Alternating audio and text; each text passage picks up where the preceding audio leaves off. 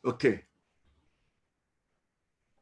Hari ini kita ada beberapa pertanyaan. Ustaz langsung saja. Assalamualaikum Ustaz Uday. Bagaimana kalau kita kadang-kadang tidak dapat ikut belajar dengan siaran live atas sebab kerja, atas sebab tak sempat nak notakan, serta sambil masak-masak kita dengar dan sering belajar dalam siaran, kemudian dan nota pun disalin kemudian. Adakah sama kesan dengan kita belajar live? Adakah kita lalai juga dengan cara belajar masa live karena harta dengan anak-anak, sebab kita tidak dapat ikuti siaran live? Siapkan kerja lain dahulu baru kita belajar. Sedangkan kita lebih tenang masa belajar dalam keadaan yang sudah selesai. Allahu Akbar. Terima kasih Puan Hamahani Salim. Masya Allah, kalau tak salah beliau dari Perak. Tak pasti, mungkin dari Kuantan.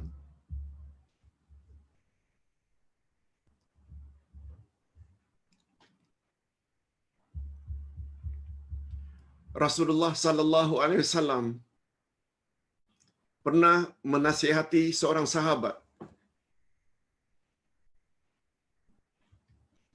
yang namanya Hanzalah. Hanzalah. Pada satu hari Hanzalah sambil berjalan memukul kepalanya sambil menyebut nafaqa Hanzalah, nafaqa Hanzalah. Munafiklah Hanzalah ini. Munafiklah Hanzalah ini.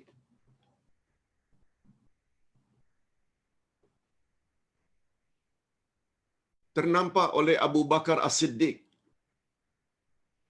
Lalu tanya, ya Hanzalah, mengapa kamu pukul kepalamu? Mengapa kamu sebut munafiklah Hanzalah? Mengapa ini semua kamu lakukan? Hanzalah jawab, ya Abu Bakar, aku apabila berada di dalam majlis ilmu Rasulullah sallallahu alaihi wasallam, khusyuknya aku, fokusnya aku, konsentrasinya aku macam aku melihat neraka. Takutnya aku.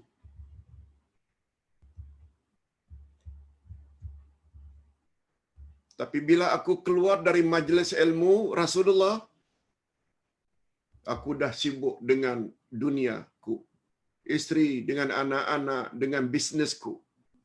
Ya Abu Bakar, aku sudah tak ingat lagi macam yang aku ingat ketika berada di hadapan Rasul dalam majlis ilmu Rasul. Bukankah itu tandanya aku munafik? Di dalam majlis ilmu Rasul lain. Di luar majlis ilmu, bila berhadapan dengan dunia, lain. Bukankah itu ciri-ciri orang munafik? Coba dengar apa komen Abu Bakar. Ya Hanzalah, kalau demikian keadaan engkau, aku juga macam itu. Aku juga macam itu. Mari kita sama-sama jumpa Rasul. Tanyakan perkara ini. Pendek cerita, kedua-duanya menghadap Rasulullah sallallahu alaihi wasallam. Hanzalah ulangi lagi, nafaqa Hanzalah. Nafaqa Hanzalah di hadapan Rasul. Ya Rasulullah, munafiklah Hanzalah ini, munafiklah Hanzalah ini. Nabi tanya, bagaimana ya Hanzalah kau kata kau munafik? Lalu diceritakannya kepada baginda sebagaimana yang dia ceritakan kepada Abu Bakar. Ketika saya duduk di dalam majlis ilmu Tuan, ya Rasulullah, syurga dan neraka ini macam di pelupuk mata. Mengharapnya syurga, takutnya neraka. Tapi bila dah keluar dari majlis ilmu Tuan, lalu sibuk dengan hal-hal keduniaan, mencari rezeki, jumpa isteri, jumpa anak, sibuk dengan bisnes, ingatanku tersebut sudah berbeza. Apa jawab Nabi? Ini yang ingin kita jadikan sebagai panduan. Ya Hanzalah. Abu Bakar ni menyaksikan saja dialog antara Nabi dengan Hanzalah. Abu Bakar ingin tahu. Kata Nabi pada Hanzalah, ya Hanzalah, bila kondisimu di luar majlis ilmuku sama betul, exactly, takutmu, derajat takut kepada neraka, derajat harap terhadap syurga, exactly, sama betul ketika kamu berada di luar majlisku. Bila berhadapan dengan urusan keduniaan, bila sama, akan turun malaikat-malaikat kiramil bararah dari langit bersalaman dengan. Nak memberi gambaran begitu tinggi derajatnya.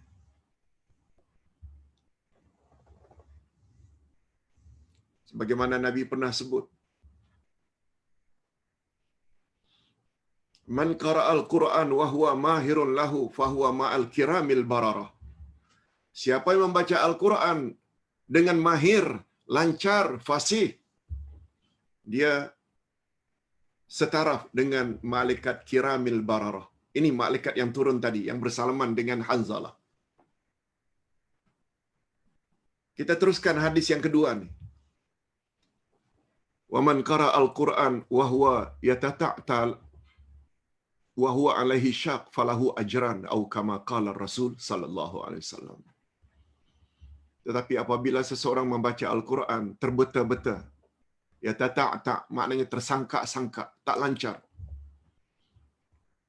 Dia merasa berat, tapi dia tidak baca juga. Orang jenis itu akan dapat 2 ganjaran. Maknanya ganjarannya jadi double. Ajran.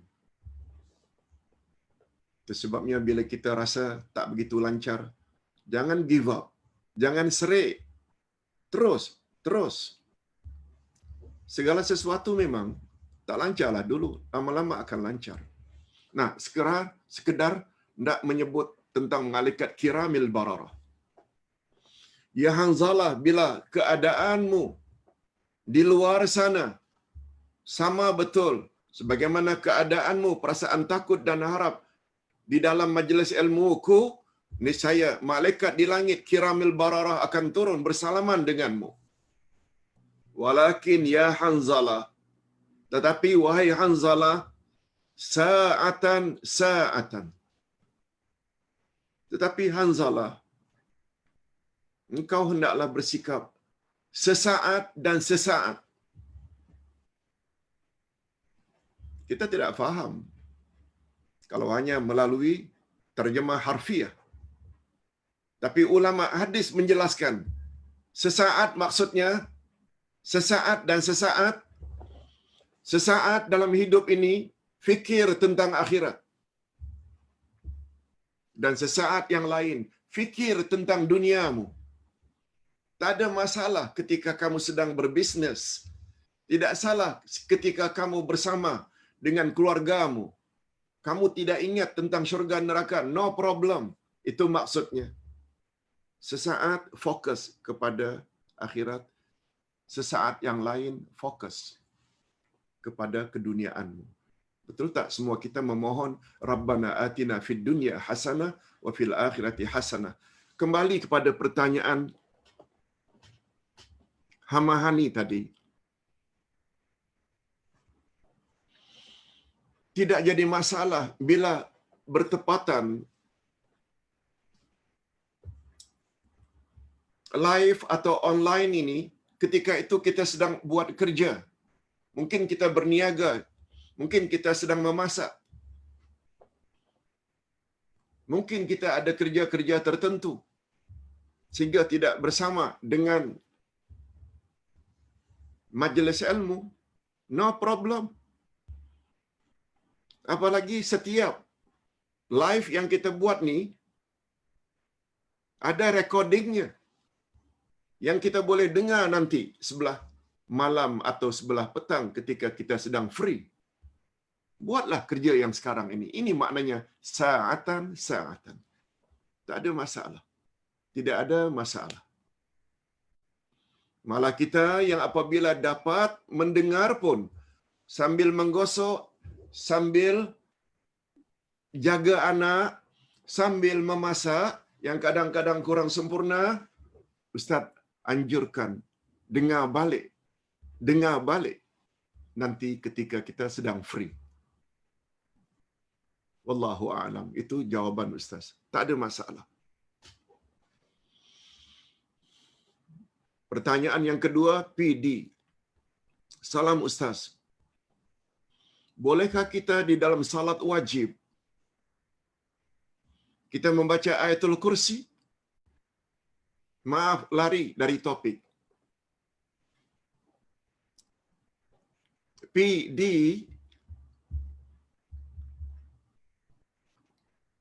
salat wajib ke sunat ke?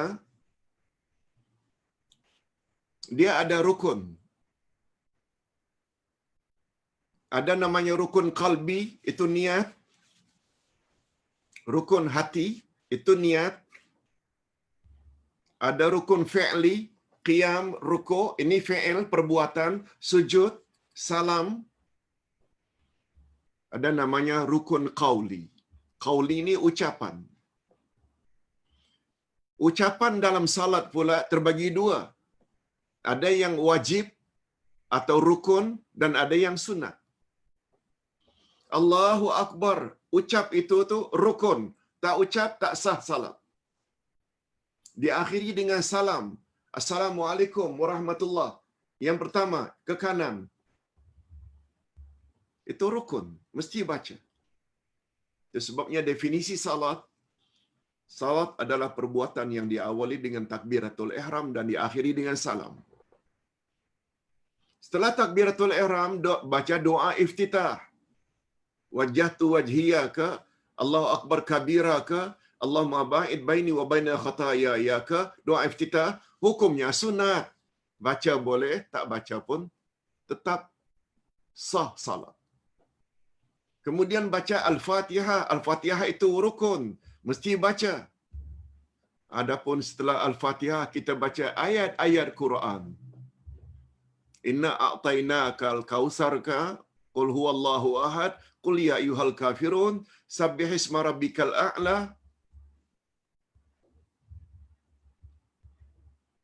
Atau ayat-ayat Quran walaupun tidak lengkap. Surat Al-Baqarah 286 ayat. Kita ambil umpamanya 5 ayat pertama, boleh? Alif lam mim dzalikal kitabul la raiba fihi hudal lil muttaqin sampai ayat kelima, ulaika ala hudam mir rabbihim wa ulaika humul muflihun.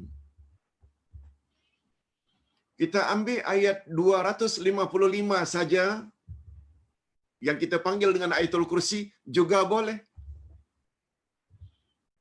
Kita hendak ambil pada 2 ayat terakhir pun boleh. Amanar Rasul. Ringkasnya PD.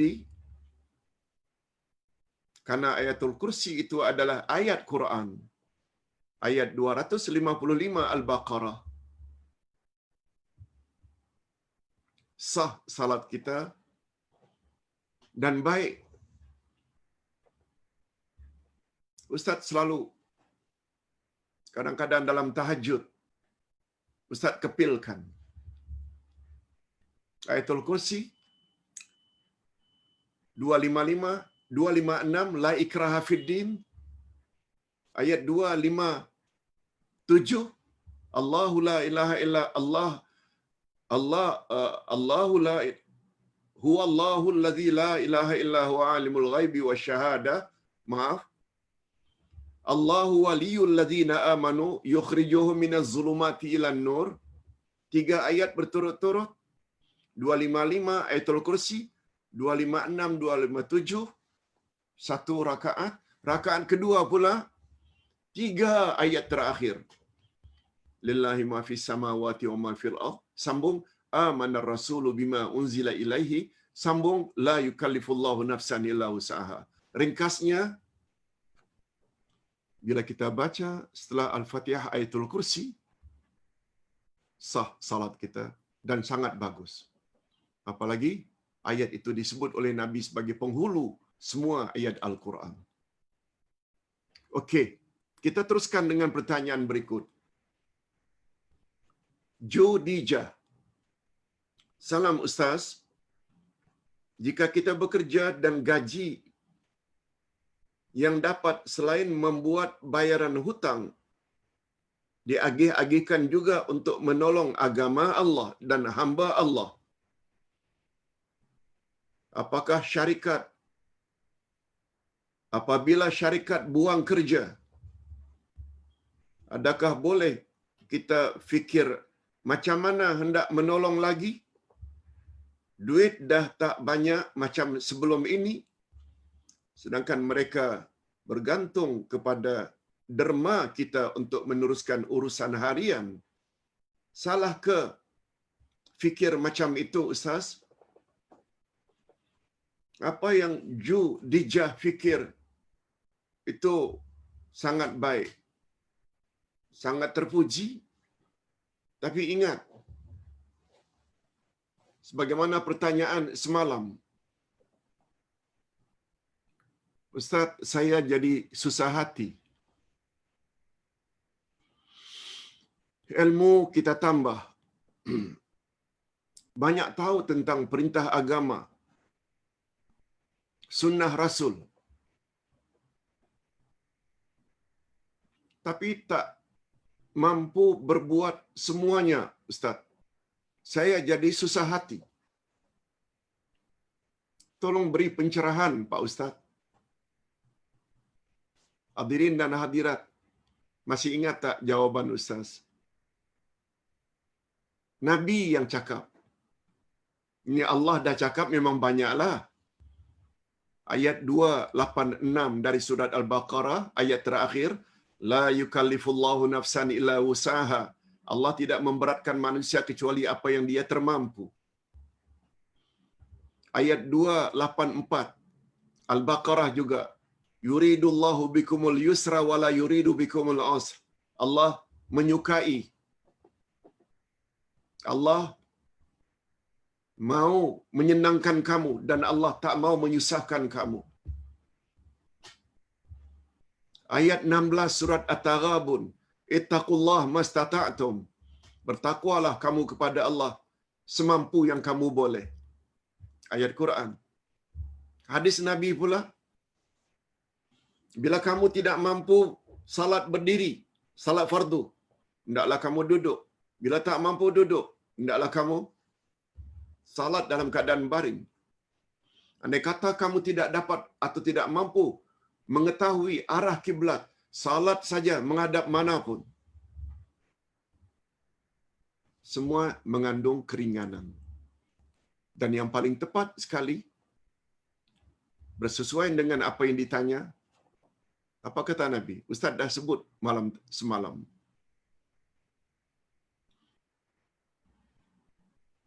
Idza amartukum bi syai'in faf'alu mastata'tum. Wa idza nahaytukum anhu fantahu. Atau kama qala Rasul sallallahu alaihi wasallam.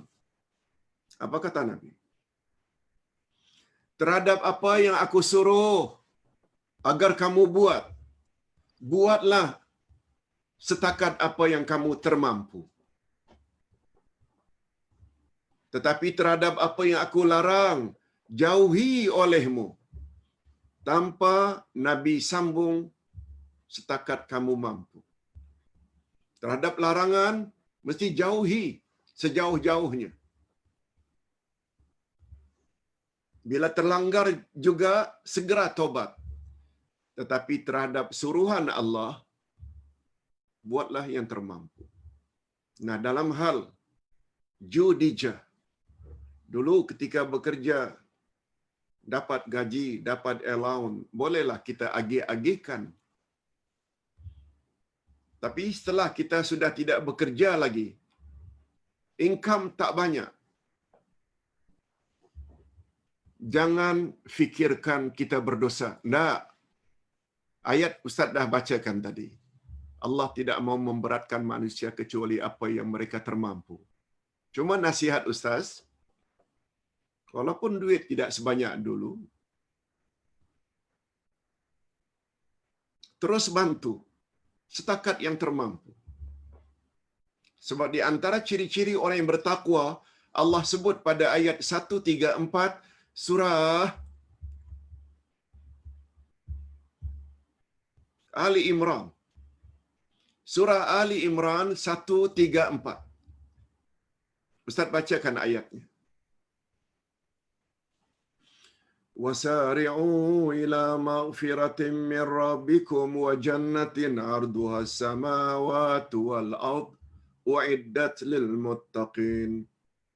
Bersegeralah kamu memohon ampunan daripada Tuhanmu, dan bersegeralah kamu memohon syurga yang lebarnya bagaikan jarak antara langit dan bumi. Begitu lebarnya, bukan luasnya. Walaupun dalam tafsir diartikan luasnya, nah, itu tak betul terjemahan itu. Arduha, kalau kita umpamanya jahit pakaian laki-laki, lalu diukur pinggang. Bahasa Arabnya itu ukur pinggang ini, Arab. Dari pinggang ke bawah itu tol, panjangnya. Luas dalam ilmu matematik, Ustaz masih ingat ketika diajar oleh guru ketika sekolah menengah dulu. Kita ingin mendapat luas, hendaklah panjang kali lebar. Baru dapat luas.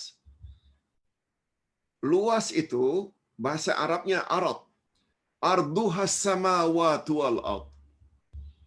Syurga yang disediakan itu lebarnya saja selebar langit dan bumi.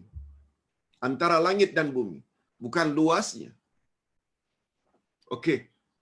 Kita tak usah bahas bab itu. Uiddat lil muttaqin.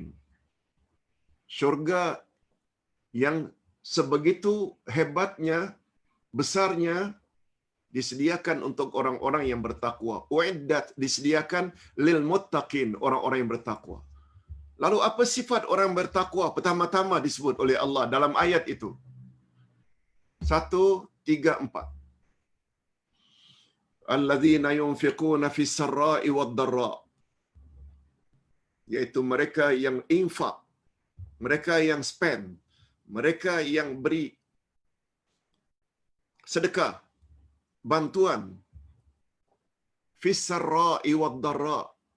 Tak kira mereka dalam keadaan senang ataupun mereka dalam keadaan susah. Senang, hal senanglah. Barangkali 300 bulanan kita bantu.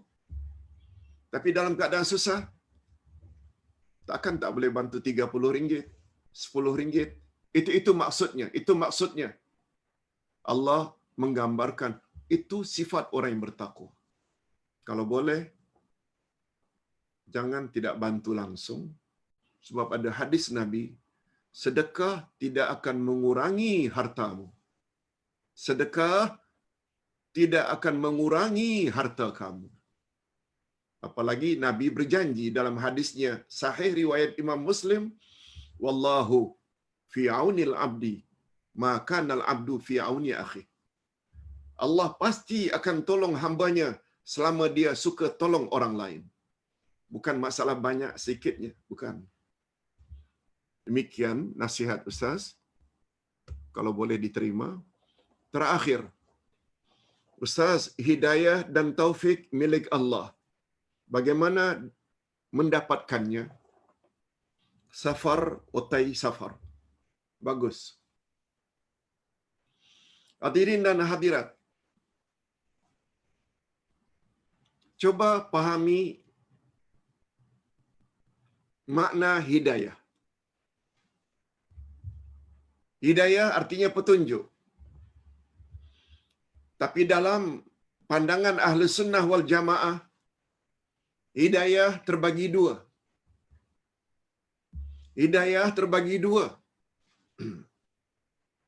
Memanglah Allah beri hidayah pada siapa yang Dia kehendaki. Allah sesatkan siapa yang Dia kehendaki. Karena tidak memahami konsep hidayah, akhirnya orang salahkan Allah. Karena tak faham apa makna hidayah.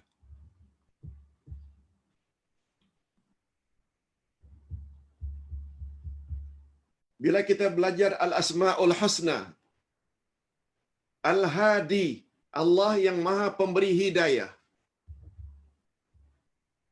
Tolong jawab. Dia termasuk di dalamnya sifat subutiyah atau salbiyah. Subutiyah maknanya sifat kesempurnaan. Atau Allah menafikan dari dirinya sifat kekurangan. Al-Hadi, di dalamnya ada sifat hidayah. Hidayah Allah. Subutiyah, pemberi hidayah itu, atau salbiyah? Betul. Jawabannya subutiyah. Sabit, tetap sifat itu ada pada diri Allah. Bukan sifat kekurangan pemberi hidayah. Okey, satu. Yang kedua, Al-Hadi, sifat subutiyah, sifat kesempurnaan itu termasuk fi'liyah atau zatiyah. Fi'liyah maknanya hidayah Allah bagi sesuai dengan kehendak Allah. Kalau Dia berkehendak tidak mau bagi, orang itu tak akan dapat. Atau Allah senantiasa memberi hidayah. Kalau senantiasa itu zatiyah. Kalau tergantung pada kehendak Allah, dinamakan subutiyah fi'liyah. Yang mana satu? Fi'liyah atau subutiyah? Yes, betul. Bila dijawab, subutiyah fi'liyah. Allah memberi hidayah, sifat terpuji, subutiyah. Dia memberi hidayah sesuai dengan kehendaknya. Fi'liyah. Allah bagi hidayah kepada seseorang yang Dia kehendaki, ada kaitan tak dengan usaha seseorang untuk menjemput hidayah daripada Allah? Ada kaitan tak? Yang dipanggil dengan ikhtiar. Atau tunggu saja? Kalau Allah nak beri hidayah, datang sendirilah. Mengikuti kuliah online pun malas. Padahal tak pergi ke mana-mana. Lebih suka nonton yang bukan-bukan. Jawabannya betul. Manusia mesti cari, mesti ikhtiar. Itu sebabnya Al-Hadi termasuk subutiyah, lagi fi'liyah, lagi ikhtiariyah.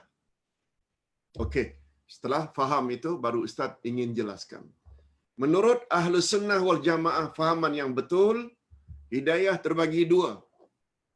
Hidayah terbagi dua. Yang pertama, hidayah dengan makna al-bayanu wal irsyad. Al-bayan maknanya penjelasan. Irsyad, bimbingan. Hidayah. hidayah jenis ini boleh dimiliki oleh manusia. Seperti ibu bapa terhadap anak-anaknya. Guru, cikgu, ustaz terhadap jemaahnya atau muridnya. Dengan makna memberi penjelasan dan bimbingan. Ustaz sekarang ini sedang memberi hidayah kepada audience. Sebab Ustaz explain ayat Quran, Ustaz bimbing para audience, para jemaah. Ini maknanya hidayah jenis pertama boleh dilakukan oleh manusia kepada manusia lain. Suami kepada isteri, isteri pada suami, ibu bapa pada anak-anak. Dan anak-anak pula yang ada ilmu boleh explain kepada mak bapa yang barangkali tidak mampu menuntut ilmu. Itu namanya hidayah yang pertama. Hidayah yang pertama dengan makna al-bayan, penjelasan, wal irsyad, bimbingan. Nabi Muhammad sallallahu alaihi wasallam adalah orang nomor satu yang dapat melakukan itu. Itu sebabnya Allah sebut pada ayat 3 surat Yasin, innaka laminal mursalin ala siratim mustaqim. Engkau, hai Muhammad, adalah rasul yang benar-benar diutus untuk menjelaskan apa itu siratal mustaqim. Pembawa jalan yang lurus. Nabi yang tunjuk kita macam mana cara salat, angkat tangan macam mana, tangan letak di mana, apa patut dibaca. Itu semua maknanya hidayah dengan makna penjelasan dan bimbingan. Tapi hidayah dengan makna yang kedua iaitu taufik. Taufik hanya milik Allah. Itu sebabnya Ustaz selalu mengawali, hadirin dan hadirat serta para pemirsa, kita ucap alhamdulillah. Berkat taufik Allah, kita dapat hadir dalam majlis ilmu online pada pagi ini. Berkat taufik Allah. Taufik maknanya dia adalah hidayah jenis kedua. Tapi taufik dengan makna buka hati seseorang. Dorong seseorang sehingga suka buat perkara-perkara elok. Masukkan sikap benci kepada seseorang sehingga dia tak suka buat maksiat. Itu taufik. Yang itu jangankan kita. Nabi pun tak punya hidayah dengan makna yang kedua.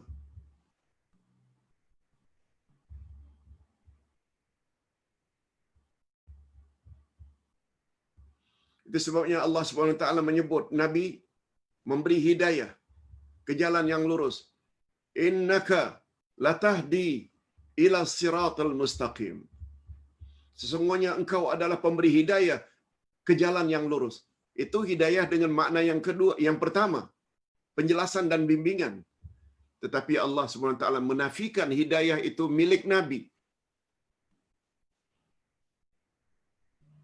Bila ayat itu turun? Ketika baginda sangat sedih, uncle-nya Abu Talib meninggal dunia dalam keadaan kafir. Nabi sangat sedih. Apa kata Allah? Innaka la tahdi man ahbabta, walakinna Allah yahdi man yasha. Muhammad, engkau tidak akan mampu memberi hidayah walau orang itu orang yang engkau paling kasihi. Hidayah adalah milik Allah. Allah akan beri hidayah kepada siapa yang Dia kehendaki. Nah, penafian hidayah di sini ni iaitu hidayah jenis kedua iaitu taufik. Itu bukan kerja Nabi. Bukan kerja Nabi Nuh untuk memberi hidayah kepada anaknya Kanaan, walaupun telah dibimbing. Bukan kerja Nabi Nuh dan bukan kerja Nabi Lot untuk memberi hidayah sehingga taat kepada isteri masing-masing. Bukan kerja Nabi Ibrahim memberi taufik, hidayah dengan mana taufik kepada bapaknya bernama Azar. Bukan Nabi Muhammad saja.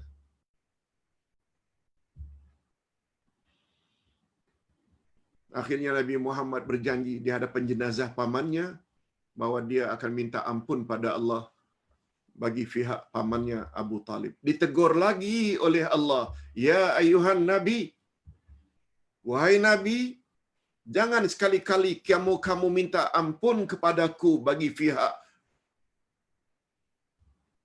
orang yang mati dalam keadaan syirik." Nabi dilarang minta ampun kepada Allah orang yang mati kafir. Itu sebabnya kembali kepada pertanyaan safar otai safar, hidayah dan taufik itu tolong beri pencerahan Ustaz. Apakah kedua-duanya milik Allah? Nah, Ustaz dah jelaskan. Hidayah terbagi dua. Kalau hidayah dengan makna penjelasan dan bimbingan, itu kita boleh buat. Adapun hidayah yang kedua, taufik, buka hati seseorang, gerakkan hati agar patuh taat, itu milik Allah. Itu sebabnya siapa kita yang baru berdakwah 40 tahun, kalau Ustaz 40 tahun, bermula tahun 80, sekarang 2020. Alhamdulillah, follower ada jugalah ribuan. Nabi Nuh alaihi salatu wasalam Allah sebut dalam Quran berdakwah siang malam 950 tahun. Dan menurut Ibnu Abbas radhiyallahu anhuma, dia punya follower, pengikutnya yang beriman pada Nabi Nuh 80 orang. 80 orang saja. Lihat. Ada kaitan tak sedikit yang dapat hidayah itu karena mereka tak suka mendengar nasihat Nabi Nuh? Yes. Kita boleh lihat di dalam surat Nuh. Apa kata Allah dalam surat Nabi Nuh? Surat Nuh. Nabi Nuh mengadu, "Ya Allah, siang malam aku menyampaikan kebenaran pada umatku. Tapi mereka semakin lari. Satu, tak mau dekati. Apalagi kata Nabi Nuh, Ya Allah, apabila aku bacakan ayat-ayat-Mu kepada mereka, bila aku bacakan ayat-ayat-Mu kepada mereka, tak maaf, mereka tutup kepala mereka. Tutup. Dalam keadaan tertutup, mereka sumbat ujung jari mereka ke dalam lubang telinga. Dahlah tutup, disumbat pula lubang telinga ini dengan ujung jari. Maknanya tak mau dengar langsung.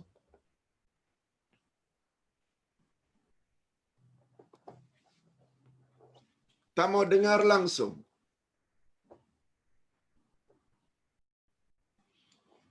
Apa pengajaran yang dapat kita ambil? Gara-gara tidak mau ikuti hidayah jenis pertama, penjelasan, bimbingan, tak mau dengar. Susah untuk dapat hidayah yang kedua, yaitu buka hati. Itu kaitannya antara dua jenis hidayah tadi. Jangankan orang yang tak dengar langsung, yang dengar pun tidak semua yang dia tahu itu dia buat. Itu maknanya dia ikuti hidayah jenis pertama. Juga bukan satu jaminan mesti dia dapat taufik Allah.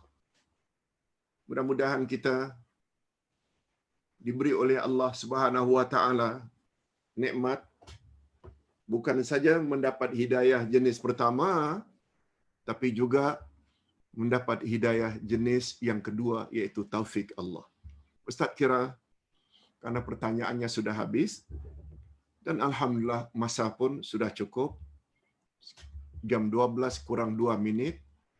Jumpa lagi esok insya-Allah dengan nama Allah At-Tayyib. Tayyib maknanya baik. Allah punya nama At-Tayyib. Salah satu nama Allah At-Tayyib. Sampai jumpa esok insya-Allah. Segala yang baik yang Ustaz sampaikan, Allah ilhamkan. Segala kekurangan itu dari kekurangan Ustaz sendiri. Wabillahi taufiq wal hidayah. Wassalamualaikum warahmatullahi wabarakatuh.